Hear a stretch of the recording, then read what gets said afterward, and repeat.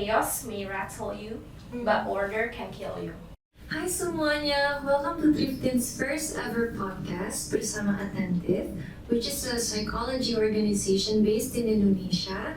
Dan rasanya tuh seneng banget ya akhirnya kita bisa membuat podcast ini dan juga membuat safe space ini untuk kalian yang mungkin lagi on a healing journey at the moment dan lagi memproses several things in your life.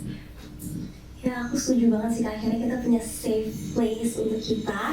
Makanya di episode pertama kali ini kita akan membahas gimana sih kita caranya memperlambat respons, terus gimana caranya mengatur emosi ya Kak, dan juga gimana cara kita mencari dan terhubung dengan diri kita sendiri. Oke, jadi percakapan kali ini kita akan membahas mengenai buku I May Be Wrong karya dari Bjorn Natthiko Lindenblad. Di situ kita akan mengajak kalian semua untuk lebih rendah hati dan juga mengenal diri kita sendiri lebih lembut untuk menyikapi hidup.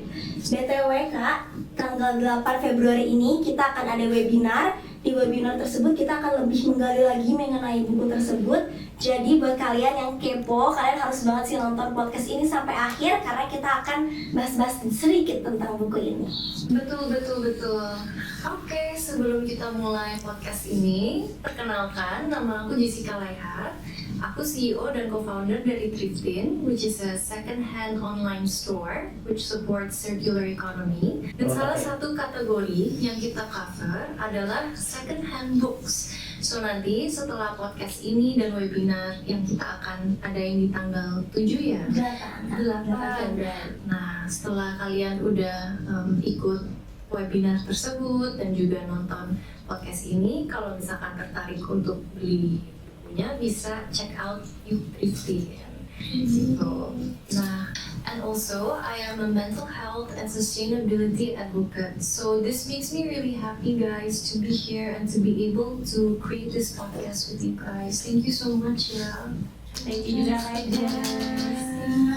And here with me, aku ada Kak Sarah, bisa perkenalkan diri? Boleh. Halo semuanya, aku Sarah Laina, biasa dipanggil Sarah. I'm a student of psychology di University of Indonesia dan aku juga social media specialist di Biro Psikologi Attentive. Dan di sini sudah hadir Kak Disani Srina sebagai psikolog dewasa di Psikologi Attentive akan menjadi narasumber kita. Halo Kak Disa. Hai semua, hai Sarah, hai Kak Jen. Halo. Oh yeah, okay. Jadi, today with me, I have a list of questions yang udah aku catat nih karena, mumpung ada narasumbernya ya guys, penasaran banget nih tentang beberapa hal yang masih berkaitan dengan buku I May Be Wrong. So, without further ado, aku mulai bertanya ya Kak ya? Boleh Kak Jess. Oke. Nah, kakak pernah gak sih merasa paling benar ketika emosi lagi naik dan ketika kakak berhenti sejenak dan berpikir apa mungkin aku salah ya? Apa yang berubah ya Kak? Oke, kayak judul bukunya ya I May Be Wrong, mungkin aku salah ya. Itu mengubah banyak banget sih gitu.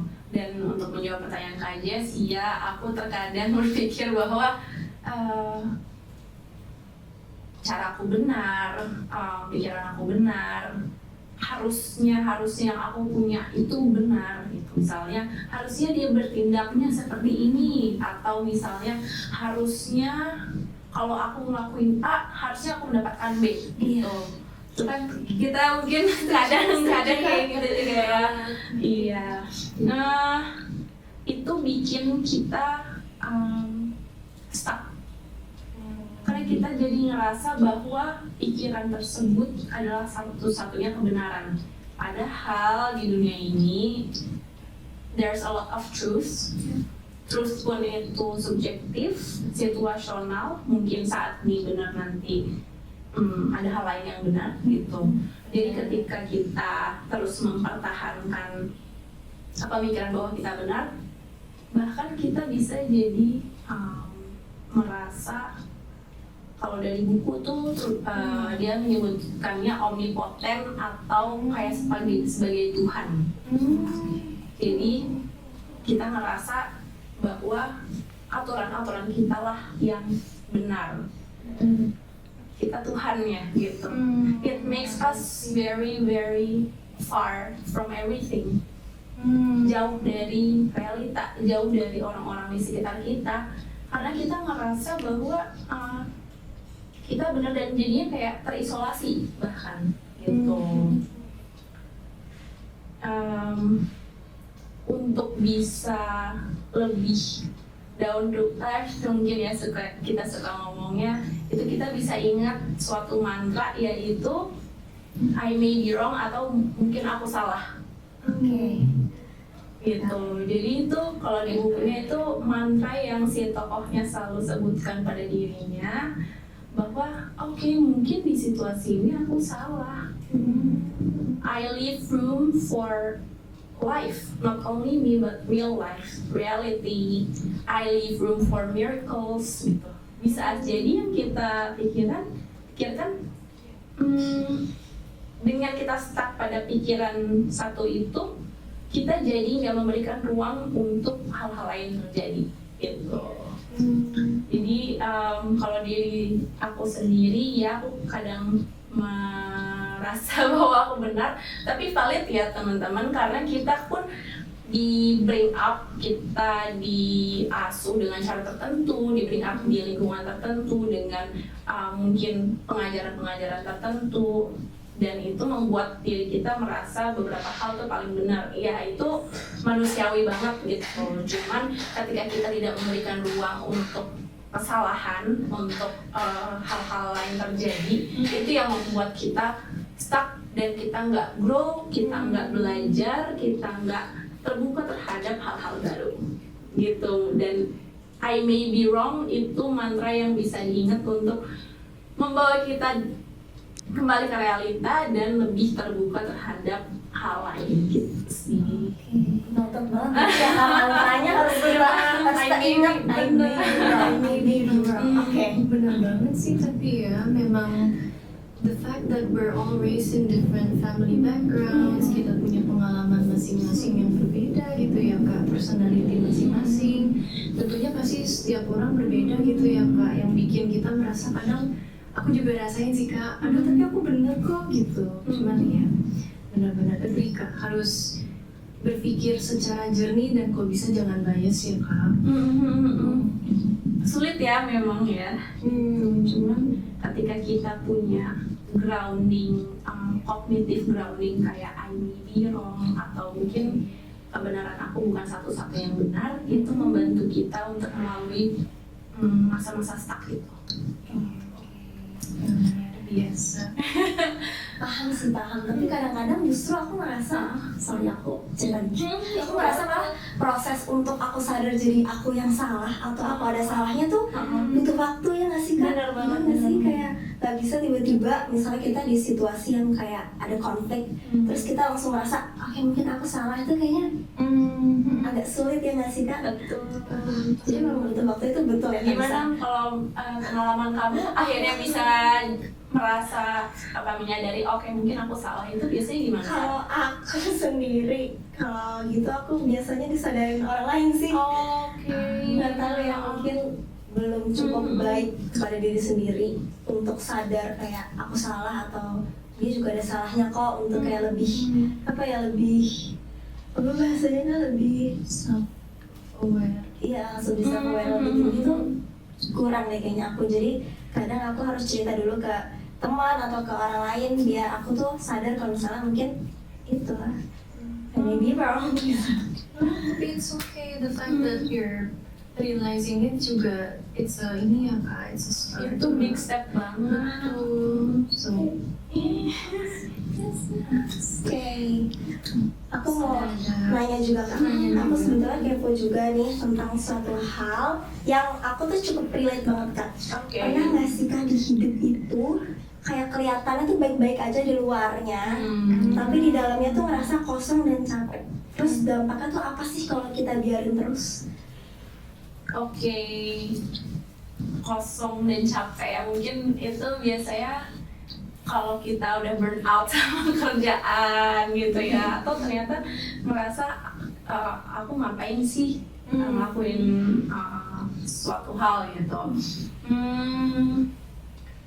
Apa tadi pertanyaannya, Sar? Sorry Kak, pertanyaannya kita kan nggak tahu sih, aku sih sebenarnya merasa kayak di luar tuh kelihatannya tuh oke-oke aja, baik-baik aja, tapi pasti kalian juga sering kan ngerasain itu, kayak di luar tuh oke, fine, tapi di dalamnya tuh sebenarnya kosong, capek banget. Terus aku pengen tanya aja sih, dampaknya tuh apa sih Kak sebetulnya kalau dibiarin terus? Oke, kalau dibiarin terus ya.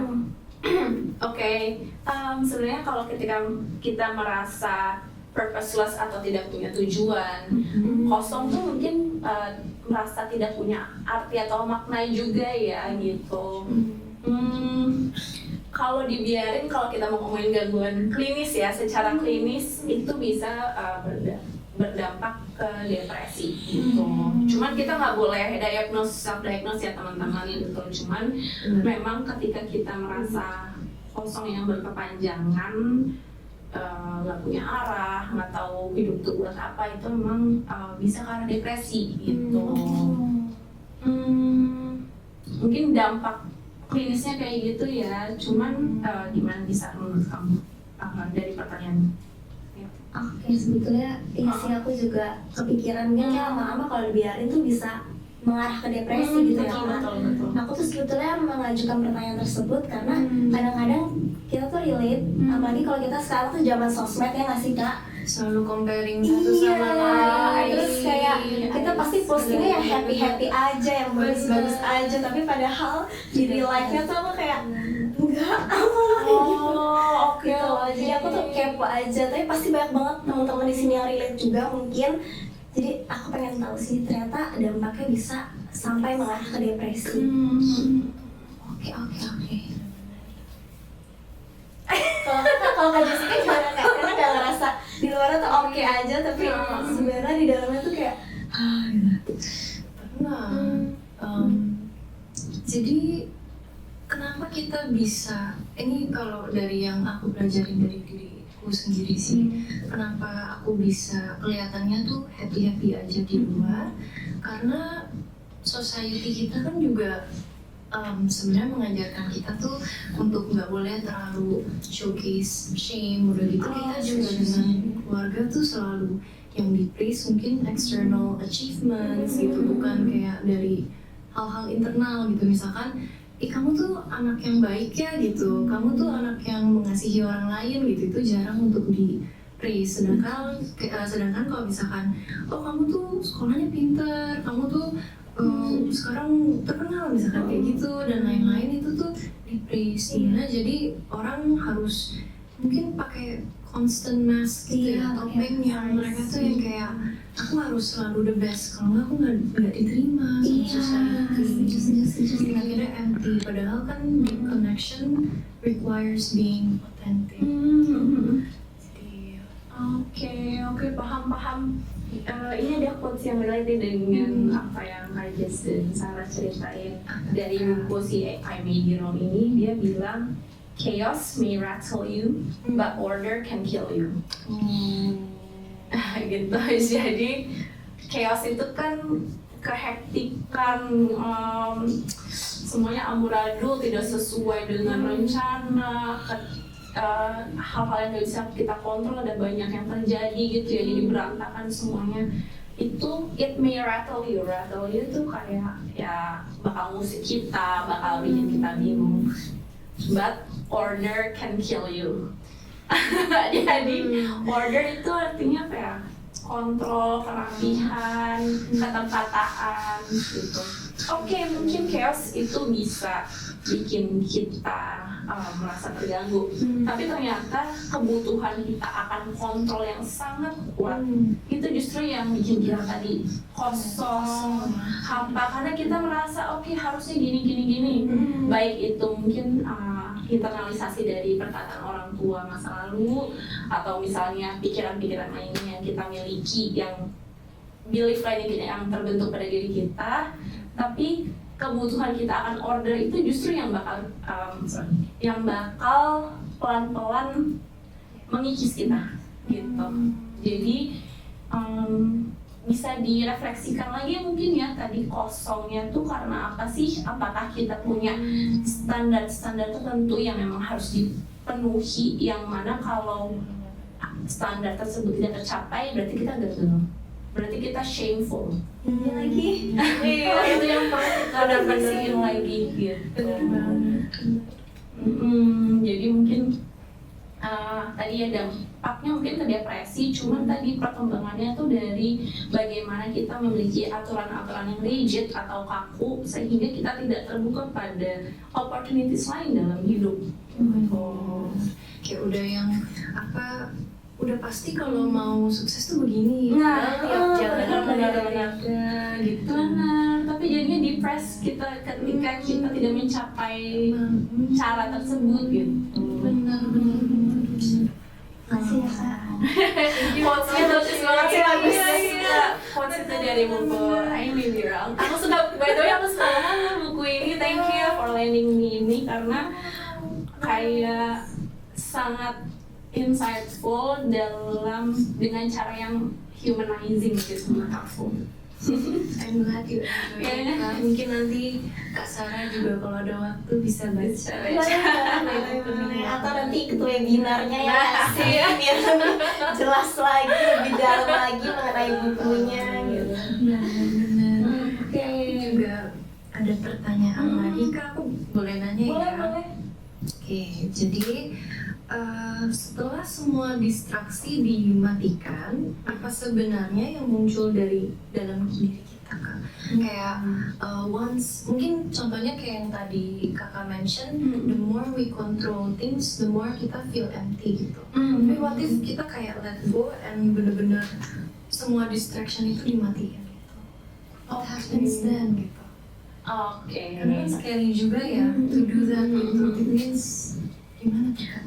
Biasanya kerasanya kayak matiin apa sih Kak Jess kalau lagi kayak gitu? Wah, Kayak kembali. apa ya? Kerasanya kayak apa? Mungkin merasakan semua emosi gitu ya, benar-benar overflowing. Oke. Nah itu gimana tuh Kak? Kayak apakah mungkin emang yang sehat begitu? Oh, oke. Iya sih, bingung ya sebenarnya kadar yang tepat tuh seperti apa, seberapa banyak kita perlu mungkin mengikuti eksternal, tapi seberapa banyak juga kita perlu mendengarkan diri kita gitu ya. Emang gak ada suatu standar yang pakem bahwa kayak oke, kamu harus, makanya kita nggak bisa harus atau kayak kaku pada standar gitu. Cuman emang ketika kita mencoba untuk lebih mendengarkan diri kita, yang muncul adalah kebijaksanaan atau wisdom. Nah, kadang gini, mungkin kita ngomongin eksternal dulu nih. Kalau kita terlalu mengikuti eksternal, of course kita jadi nggak tahu pikiran kita, apa yang kita rasain, apa yang kita maknakan terhadap apa yang terjadi di luar. Itu kalau kita terlalu mengikuti hal-hal eksternal dari diri kita. Nah, tapi ada problem lagi nih, ketika kita terlalu mengikuti pikiran kita. Itu sebenarnya internal ya. Iya, itu juga membingungkan ya. Jadi bisa jadi problem ketika kita terlalu mendengarkan pikiran kita gitu. Ada contoh gini, misalnya Sarah kedinginan nih. Oke, aku dingin nih, gini-gini, tapi aku kuat kok. Gitu. Aku kuat kok ngadepin dingin. Terus misalnya Kak Jess bilang, Sar, matiin aja AC-nya gitu biar nggak kedinginan. Sarah mikir, ya itu input yang bagus sih, tapi aku kuat kok. Nah, jadi sebenarnya wisdom itu terjadi ketika kita bisa mendengarkan apa yang benar-benar kita butuhkan, apa yang efektif, apa yang function, what works gitu. Not only what we think works, tapi what actually works. I see. Misalnya tadi kedinginan nih, oke, kamu berpikir bahwa kamu kuat menghadapi kedinginannya. Oke, gitu. Sampai tahap mana I see. Gak apa-apa kamu pikir kamu kuat, it's okay. Cuman ketika ada input dari orang lain, oke kamu kedinginan, matiin aja AC-nya. Kamu bener-bener dengerin input itu gak sih? Apa kamu dengerin pikiran kamu doang? Gitu. Ketika kita lebih loose kali ya, nggak matiin benar-benar. Ketika kita lebih loose dengan pikiran kita bisa allow input lain, bisa benar-benar dengerin tubuh kita tuh kedinginan banget apa masih kuat. Jadi we let it flow better. Everything flow better, pikiran kita flow better, input dari luar flow better. Kebutuhan sensori tubuh kita flow better, dan jadinya itu namanya wisdom. Bagaimana kita menanggapi apa yang ada di sekitar kita gitu, apa yang kita alami gitu. Jadi wise decision gitu. Itu mungkin dampak dari kalau kita bisa bukan mematikan semuanya, tapi kita lebih ke benar-benar dengerin, benar-benar terbuka dan loosen up gitu sih. Paham. Wow, bener sih, jadi nggak bias mindset gitu ya Kak, bisa ngebalance secara clear gitu. Ini emang baik atau karena aku mau aja gitu ya. Punya belief, karena kita punya belief tertentu yang kita pegang sangat kuat bahwa kita kuat, kita harus bisa melalui gitu. Efektif nggak sih di situasi ini? Should we really hold on to that belief right now? Kan jadinya kurang wise ya ketika emang tubuh kita benar-benar kedinginan gitu. Oke, setuju sih. Tapi kadang-kadang hal kayak gitu tuh tetap berpengaruh dari pendidikan, parenting orang tua kita nggak sih? Kayak kadang tuh orang tua kita maksa kita kuat. Jadi kan orang-orang Asia kan biasanya kayak nilai kamu harus 100 kan. Jadi kayak pressure-nya tuh tinggi juga kan. Jadi atau ya aku ngerasa juga di lingkungan aku tuh banyak, jadi lebih internal tuh jadi nggak mau dengerin orang tuh cukup banyak juga sih Kak. Mungkin itu ngaruh kali ya dari parenting Asia kita ini. Parenting Asia spesifik bisa jadi. Bisa, of course. Tapi yang jangan kita lupa, kita jangan shaming diri kita ya. Maksudnya, mungkin kita brought up dengan values tertentu atau belief tertentu, tapi untuk mengubahnya kita justru jangan shaming untuk wah, buruk banget nih parenting yang aku alami, atau aduh belief yang aku punya tuh buruk banget, aku nggak bisa berubah. Itu justru menghambat kita belajar ubah. Kita harus mematahkan stigma sosial berarti ya Kak, untuk nggak apa-apa kok nggak kuat gitu ya. Stigma ke diri sendiri juga ya. Diri sendiri ada sosial. Iya sih, bener. Pertama diri sendiri. Gitu mungkin untuk menjawabnya. Supaya nggak ngotakin diri kita ya. Jadi mungkin kadang kita suka fall into victim mindset takutnya. Itu kali ya yang kayak karena aku begini jadinya begini gitu, jadi harus dihindarin juga at the same time. Tapi jangan diri sendiri ya, benar banget ya. Jessica nggak apa-apa kamu sedih gitu ya. It's valid, it's very valid. Aku mau nanya lagi. Ada aku mau nanya lagi.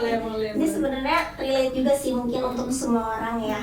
Seberapa sering sih kita stres? Bukan karena kejadian, tapi cuma karena apa yang ada di kepala aja gitu. Lebih kayak sebenarnya nggak kejadian sih, cuman itu ada aja di kepala kita gitu. Coba dong Sarah jawab dulu, seberapa sering sih kita? Seberapa sering? Jujur kan nggak tahu, aku tuh orangnya careless sebetulnya. Jadi aku alhamdulillah jarang sekali overthinking. Jadi ya aku mau tanya Kak Kadisa aja. Kalau Kak Jess, menurut Kakak ya seberapa sering sih kita overthinking? Balik lagi tiap orang berbeda-beda ya. Ada yang malah mungkin ya coping mechanism tiap orang beda-beda. Balik lagi tiap orang latar belakangnya beda-beda. Kalau dari diri aku sendiri, in the past aku overthinkernya parah banget. Anxiousnya itu parah banget. Tapi seiring berjalannya waktu, seperti yang kakak bilang, harus ya validate perasaan itu, terus berproses gitu, dan jangan lari, dan ada harapan untuk semua orang bisa berubah atau bisa lebih better person gitu. Kalau dulu overthinking aku tuh bisa yang kayak tiap hari, tiap menit, yang benar-benar dari hal kecil pun aja aku udah kayak berpikiran, aduh ini pasti nanti ini nih gini nih, udah yang kayak spekulasi. Jadi mungkin nervous systemnya udah alert duluan gitu. Tapi seiring waktu bisa dilatih sih untuk lebih Thank you for sharing ya Kak Jess, dan proud banget dan happy banget bisa dengar bahwa sekarang sudah better ya. masih on the journey, Of tapi course. Oke, Sarah tadi pertanyaannya apa ya? Pertanyaannya seberapa sering biasanya orang itu lebih takut Lebih stres ya? stres karena padahal belum kejadian. Oke. Jadi kayak stresnya tuh lebih karena pikiran kita padahal belum kejadian gitu kan. Iya, itu tadi balik lagi ke pikiran atau belief yang kita miliki ya, bahwa ternyata realitinya itu tidak seburuk dengan pikiran kita yang A sampai Z kok gitu. Jadi kadang kita tend to stress duluan dengan pikiran kita. Sebentar ya, mikir dulu. Oke, kalau misalkan by the way stres sendiri teman-teman, stres itu adalah beban yang kita merasa tidak sanggup tangani.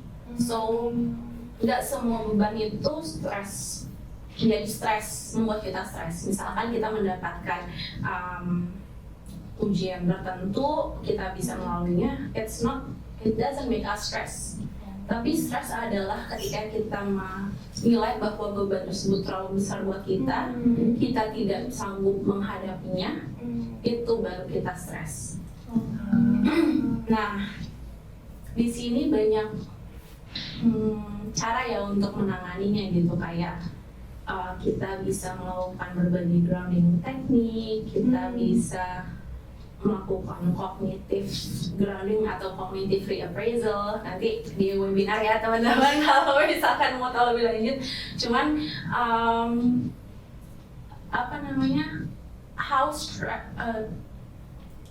bagaimana kita menginterpret sesuatu berdasarkan apa yang benar-benar terjadi dan berdasarkan belief kita terhadap kejadian itu yang membuat kita stres.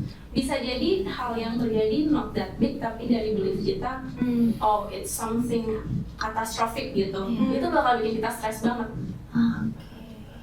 Bisa jadi hal itu memang besar, tapi kita menghadapinya, oke, ini tantangan, atau ini oke, I can manage. Well, it's not nice, but I can manage. Itu stres kita pun lebih rendah. Gitu. Jadi gimana kita menginterpretasinya dan bagaimana kita menyadari sumber daya yang kita miliki itu membantu kita menghadapi stres tersebut. mindset ya Kak. Benar mindset ngaruh banget. Oke. Gitu. Itu mungkin menjawab pertanyaannya nggak sih? Terima kasih banyak Kak. Oke, sama-sama. Kalau maaf ya kalau ada Oke. Wow. Aduh seru banget nih Kak, aku jadi pengen nanya satu pertanyaan lagi. Boleh ya Kak ya? Apa yang berubah ya Kak kalau misalkan kita tuh berhenti melawan keadaan dan mulai berdamai dengan apa yang kita alami? Oke. Itu berat banget ya untuk akhirnya bisa berdamai dengan apa yang kita alami. Stepsnya tentu banyak gitu, cuman apa yang berubah, kita jadi lebih tenang. Mungkin selain damai itu emang physically kita jadi lebih tenang. Nervous system kita tidak selalu on alert, kayak alert menghadapi segala kemungkinan yang terjadi, tapi kita emang bisa menerima itu. Tubuh kita jadi tenang, pikiran kita tenang. Yang mau aku point out adalah the difference between accepting and receiving. Sebelum kita accept, kita perlu bisa receive. Jadi tadi berdamai itu kan mungkin lebih ke accepting ya, kita mengaccept semuanya. Tapi untuk kita bisa accept, kita perlu bisa receive. Dua-duanya bahasa Indonesia menerima ya gitu. Cuman receive tuh kita jadi lebih terbuka terhadap berbagai hal yang bisa terjadi. Kita lebih nyaman dengan ketidaktahuan, ketidakpastian. Dengan kita bisa lebih nyaman dengan dua itu, kita lebih bisa receive dan akhirnya kita bisa accept dengan apa yang terjadi. Kita bisa lebih damai, tubuh kita lebih tenang, pikiran kita lebih tenang, dan kita juga lebih terbuka terhadap banyak hal, termasuk terhadap berbagai jenis orang, berbagai jenis keadaan. Ini dari buku ini lagi ya, dari buku ini ada suatu kejadian di mana si tokoh ini hidup di monastery atau di biara monk biksu-biksu gitu. Di situ dia harus hidup dengan ratusan biksu-biksu lainnya di kesehariannya. Of course menghadapi ratusan orang yang berbeda bisa jadi menjengkelkan buat kita, misalnya orang ini gimana, orang ini gimana, dengan latar belakang dan budaya yang berbeda-beda, kita harus bisa menghadapinya. Itu membuat si tokoh kesel karena kayak kok dia gini ya, kok dia gitu ya gitu. But at the end dia memilih untuk berdamai dengan bilang gini, okay, let them be themselves. Jadi ketika kita berdamai, kita tuh let things be as it is. Let you be you, let you be you, let me be me, let this be this.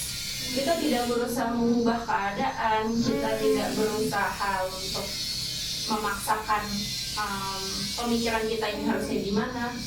Dan ketika kita bisa let things be itself, let people be themselves, itu adalah titik kedamaian. Itu kita bisa jadi jadinya lebih terbuka, lebih damai, dan ini penting. Mindsetnya jadi kita lebih kolaboratif dibanding kompetitif. When we let things be things and let people be people, kita jadi ternyata kamu manusia juga ya, ternyata aku juga manusia, ternyata kita mencapai tujuan yang bersama, yaitu misalnya be happy atau be successful misalnya. Mari kita berkolaborasi. Kenapa kita harus ikut-ikutan? Kita sama-sama manusia yang merasakan hal yang sama, memiliki pikiran-pikiran buruk yang sama terhadap diri sendiri misalnya. Kenapa kita harus hidup dengan mindset yang bersaing terus? Jadi itu mungkin ini mungkin agak panjang, maaf. Cuman dampaknya adalah yang aku tangkap adalah cara hidup yang lebih kolaboratif, lebih saling jaga, compassionate, loving, itu yang bisa kita dapatkan ketika kita let things be things, let people be people, let me be me. Karena gini, ketika kita punya mindset damai terhadap diri kita, kayak okay, aku membiarkan diriku jadi diriku, dan aku membiarkan dirimu jadi dirimu, itu lebih enak kan energinya. Ngobrolnya tuh lebih saling menerima, lebih saling terbuka. Itu sih yang mungkin yang mau dicapai dari kedamaian ya Kak Jess. Semoga menjawab muter-muter. Terima kasih. I love that. Bener banget.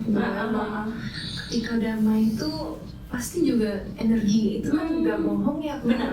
energi berbicara Benar. gitu. Ketika pikiran kita damai pun itu mengundang orang lain untuk juga tanpa sadar supaya juga jadi damai gitu. You put the words really well barusan. Thank you for explaining. Keren banget. Dari Sarah sendiri gimana Sarah? Kayak menurut kamu, dari Sarah nggak? Boleh. Ya. Menurut kamu kalau kita berhenti melawan keadaan dan mulai berdamai dengan apa yang kita alamin, dampaknya gimana? Aku setuju banget sih sama Kak Disa tadi. Di kata-kata pertamanya tadi adalah tenang. Karena menurut aku tenang itu peaceful tuh rasanya wah nikmat banget ya, kayak tidur enak, jalanin hari-hari tuh tenang, terus menghadapi sesuatu pun jadi lebih oke. Karena kan kalau kita tenangnya kurang atau kita belum bisa sampai ke tenang itu, kadang-kadang kita jadi gegabah gitu kan. Bener banget. Jadi once kita udah merasa tenang itu sih, aku merasa dampaknya banyak banget ke hidup ini tuh jadi enak gitu, nikmat. Kayak berasa gitu zen gitu. Ya aku suka banget deh sharing ini, maksudnya kan apa yang katakan, apa yang Kak Jess katakan, apa yang Sarah katakan ternyata berbeda-beda ya, tapi kayak Sama. kita maksudnya kita sama-sama truth loh ini. Ini truth tuh banyak banget, kita nggak maksudnya kamu benar, aku benar gitu. Bener banget. So it's seneng ya bisa sharing. So happy loh. Pasti loh, aduh. This is such an amazing session. It's very soul feeling banget gitu. Setuju. Oke deh. Ya ampun, aku jadi belajar banyak banget sih perspektif baru dari sini ya. Aduh, dari aku cek udah nggak ada list of questions lagi. Oke, dan aku juga udah. Terima kasih pertanyaannya.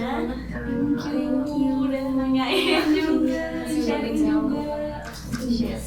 Jadi mungkin aku pengen ingetin sih untuk teman-teman yang nonton, di tanggal 8 Februari nanti kita akan ada webinar yang akan membahas lebih dalam lagi jauh mengenai buku ini bersama Kak Disa juga nanti ya Kak, sama Kak Disa. Jadi nanti tadi udah di-spill dikit tuh teknik-teknik grounding, terus hal-hal lain yang belum diajarkan langsung nanti akan langsung kita bahas juga di webinarnya. Dan jangan lupa untuk follow sosial media kita Biro Psikologi Atentif di Instagram dan juga di TikTok, username-nya @attentive.id. Kalau Triftin apa Kak?